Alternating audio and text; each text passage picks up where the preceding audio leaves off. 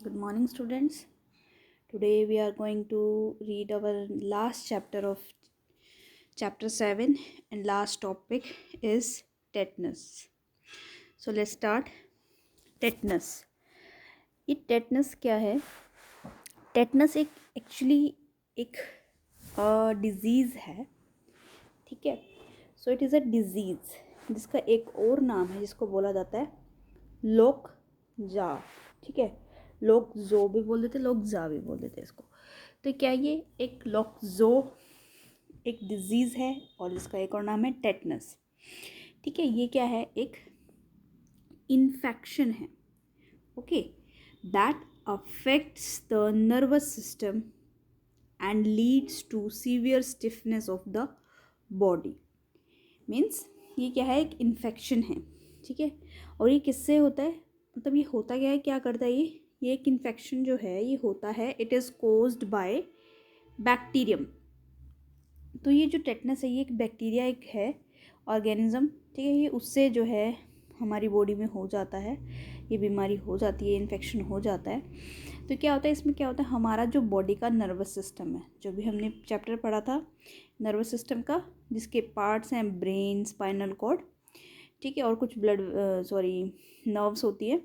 तो सारे मिलके जो है नर्वस सिस्टम बनाती है. तो क्या होता है, ये जो बैक्टीरिया है हमारी नर्वस सिस्टम को अफेक्ट कर देता है, उसमें कुछ प्रॉब्लम क्रिएट कर देता है, जिसकी वजह से हमारी बॉडी जो है वो क्या हो जाती है? बिल्कुल स्टिफनेस हो जाती है, मतलब स्टिफन हो जाती है, मतलब कि अकड़न होती आती है. जैसे हाथ मुड़ गया तो मुड़ गया, वो खुद से आगे सीधा नहीं होगा. जैसे कि एक बेबी है, इसको जो है टेटनस की डिजीज़ मतलब इन्फेक्शन हो गया है, तो ये बहुत ही अभी देख सकते हैं आप, रो रहा है, इसके हाथ पैर में बहुत ज़्यादा स्टिफनेस आ गई है. ये हाथ पैर जो है इसके अच्छे से मुड़ते नहीं हैं, काम नहीं करते हैं, तो ये बिल्कुल ही स्टिफनेस आ जाती है, ठीक है. And second, tetanus occurs all over the world. और ये जो है ये नहीं है कि ये एक ही जगह पे हुए, पूरे देश में, पूरे दुनिया में कहीं पे भी हो सकता है. Its spores are found in the environment, usually in soil, dust and animal waste.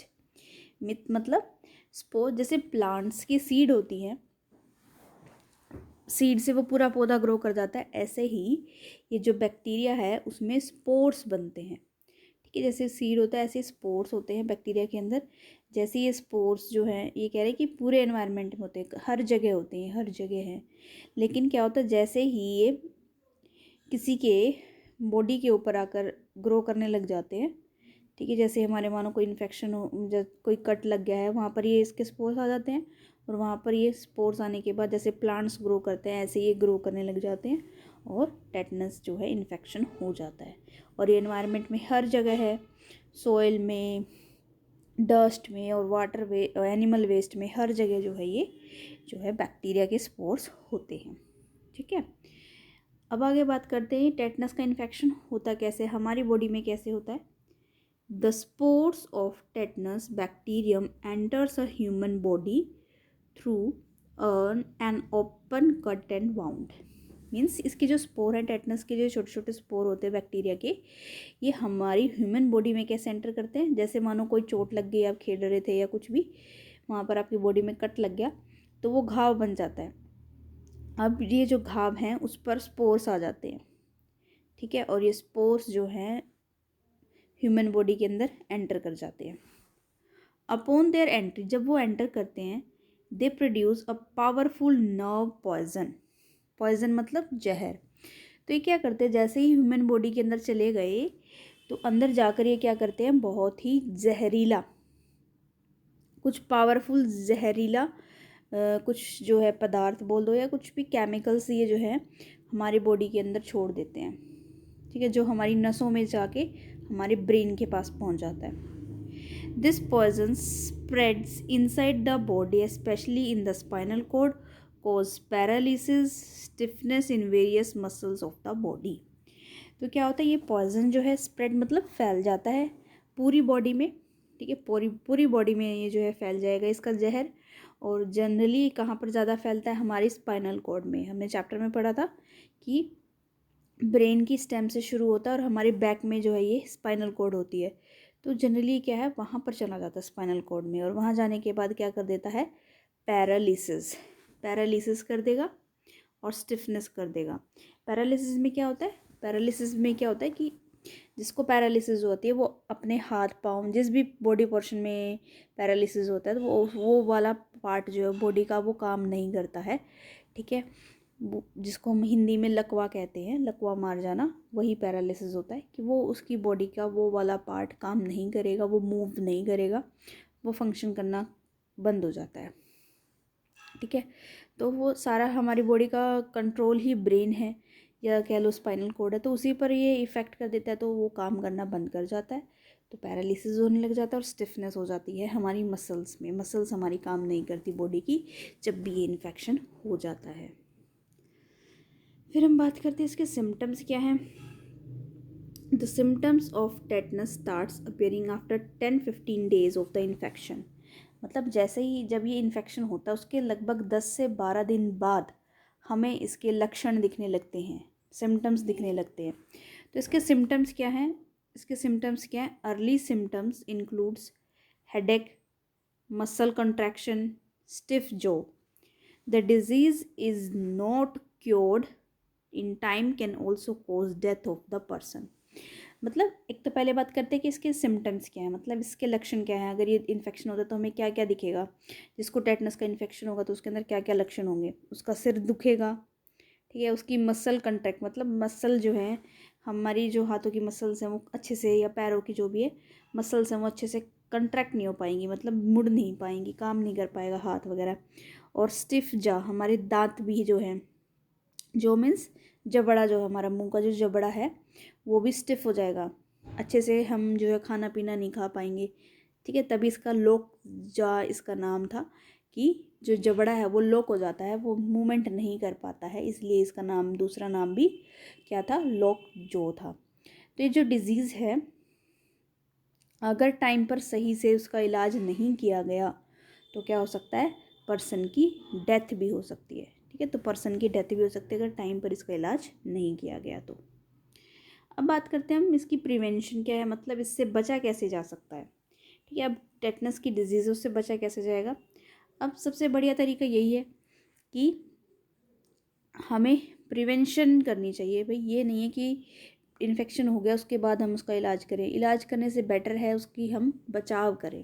तो हम बचाव कैसे कर सकते हैं, इस टेटनस इन्फेक्शन से बच कैसे सकते हैं, उसके कुछ तरीके हैं। First is, children are usually given preventions from tetanus by a vaccine called DPT. It is an effective vaccine and provide prevention against tetanus. क्या है ये, कि जैसे ही बच्चा छोटा होता है तो आपको भी पता, आप बचपन में आपने बहुत सारे इंजेक्शन लगे हैं आपको हर बार, कि 1 साल का हुआ तो इंजेक्शन, 1.5 साल का इंजेक्शन, 3 साल का इंजेक्शन, तो ये अलग अलग इंजेक्शन्स लगते रहते हैं, ठीक है। तो ये किस लिए होता है, ये एक्चुअली क्या होती है, वैक्सीन होती है, दवाई होती है, जिसका यहाँ पर हमने बात करी है कि टेटनस की भी एक दवाई होती है जिसको बोलते हैं DPT, और ये हर एक बच्चे को लगती है बचपन में ही। तो ये क्या है, बहुत ही इफ़ेक्टिव वैक्सीन है, बहुत बढ़िया वैक्सीन है, और इससे क्या हो सकता है, हम टेटनस से बच सकते हैं। जैसे कि आजकल कोरोना आ रहा है तो कोरोना की वैक्सीन लग रही है, तो ये कोरोना का वैक्सीन लगाने का क्या मतलब है, कि अगर कोरोना आए और हमारी बॉडी में पहले से वैक्सीन लगी होगी तो हम उससे बच जाएंगे, कोरोना हमारी कुछ नहीं बिगाड़ पाएगा और हम बच जाएंगे। ऐसे ही टेटनस के भी इंजेक्शन लगते हैं, वैक्सीन लगती है, और ये हर एक बच्चे को बचपन में लगती है। ज़्यादातर कोई रह जाए तो अलग बात है, लेकिन आजकल सब बच्चों को ये लगती है। तो ये टेटनस से बचने के लिए, ठीक है, टेटनस से बचने के लिए वैक्सीन बच्चों में लगाई जाती है। और क्या कर सकते हैं, tetanus can be avoided by proper cleaning of cuts and wounds with N antiseptic solution by taking antibiotics. अब क्या है, हमने देखा था कि टेटनस इन्फेक्शन होता कैसे है, ये अगर कोई चोट लग जाए या घाव हो जाए उससे जाता है। तो यही बात है, अगर वो घाव और कट लगे हैं तो हम उसे प्रॉपर से अच्छे से साफ़ कर लें, किससे, एंटीसेप्टिक सॉल्यूशन से। जैसे डिटोल आता है, सैवलोन आता है, ये अलग अलग तरह के सॉल्यूशन आते हैं ना। अगर कोई चोट लग जाती है तो हमें उससे फटाफट से उस चोट को साफ़ कर लेना चाहिए, और एंटीबायोटिक्स, ये दवाइयाँ आती है, हमें फटाफट से वो दवाइयाँ खा लेनी चाहिए ताकि टेटनस का इन्फेक्शन ना हो, उससे हम बच सकें। तो यहाँ पर देखो एंटीबायोटिक के बारे में बताया हुआ है। Antibiotic are chemical substance which capable of destroying in और inhibit the growth of micro organisms like bacteria. मतलब ये क्या है, केमिकल सब्सटेंस है, मतलब ये कुछ दवाइयाँ होती हैं जो क्या करती है, कोई भी जैसे माइक्रोब्स जैसे बैक्टीरिया वगैरह है, उनकी ग्रोथ उनको बढ़ने नहीं देती और उनको मार देती हैं। तो इसलिए अगर हमें कोई चोट लग जाए तो हमें फटाफट से एंटीबायोटिक खा लेनी चाहिए। अगर टेटनस के स्पोर्स आ भी गए हैं, ठीक है, बैक्टीरिया जो है वो आ भी गया है हमारे कट पर, तो हम फटाफट से अगर हम एंटीबायोटिक खा लेंगे तो वो मर जाएंगे, तो इस तरह से इन्फेक्शन नहीं होगा। और क्या हो सकता है, the injection of tetanus must be given after any skin injury. अगर आपको कोई भी स्किन की इंजरी हो गई, कोई चोट लगी, कोई भी चोट है, ठीक है, तो हमें क्या है, जैसे कई बार गिर जाते हैं तो कई ऐसी जगह गिर गए जहाँ पे लोहा वगैरह ज़्यादा था, कोई कांच चुभ गया, कोई लोहा चुभ गया स्किन में, तो हमें फटाफट से क्या कर लेना चाहिए, टेटनस का इंजेक्शन ले लेना चाहिए। ठीक है, ये वाला तो था वैक्सीन की, पहले ही क्या करनी चाहिए, वैक्सीन लगवा लेनी चाहिए। और ये वाला पॉइंट ये कहता है कि अगर आपको कोई इंजरी हो जाती है, स्किन इंजरी हो जाती है, कोई चोट लग जाती है, तो उसके बाद भी क्या कर लेना चाहिए, टेटनस का एक इंजेक्शन लगवा लेना चाहिए, जिससे क्या है, इन्फेक्शन ना हो। तो आज हमने क्या पढ़ा, एक क्विक रिविजन ले लेते हैं। तो बच्चों आज हमने टेटनस के बारे में पढ़ा, जिसका एक और नाम है लॉकजो, जो कि एक इन्फेक्शन होता है जो हमारी नर्वस सिस्टम पर अफेक्ट करता है और स्टिफनेस करता है बॉडी के अंदर। ये किसी एक बैक्टीरिया से होता है, और ये इसके जो स्पोर्स है वो पूरे एनवायरनमेंट में हर जगह होते हैं, सॉइल हो, डस्ट हो, एनिमल वेस्ट हो।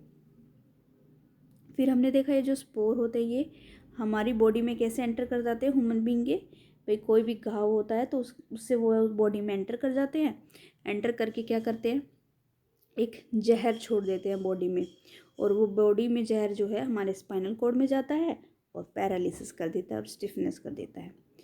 तो सिम्टम जो है हमें वो 10 से 12 दिन बाद इसके लक्षण दिखते हैं। जनरली क्या होते हैं इसके लक्षण, सिर में दर्द, मसल कंट्रैक्ट में, और जो जबड़ा है वो काम नहीं करता, स्लो हो जाता है। तो ये सब जो है ये इसके लक्षण थे। फिर इससे बचा कैसे जा सकता है, इससे हम कैसे बच सकते हैं, या तो हमें बचपन से ही क्या कर लेना चाहिए, बचपन में ही इसकी वैक्सीन लगवा लेनी चाहिए, जिसको बोलते हैं DPT। और हमें जब भी कोई कट या वाउंड हो जाए, घाव हो जाए, तो उसे एक एंटीसेप्टिक सॉल्यूशन से साफ़ कर लेना चाहिए और एंटीबायोटिक दवाई ले लेनी चाहिए। और अगर कोई स्किन इंजरी होती है तो हमें एक टेटनस का इंजेक्शन भी लगवा लेना चाहिए। So this is all for today. Now this chapter is completed. Thank you, students.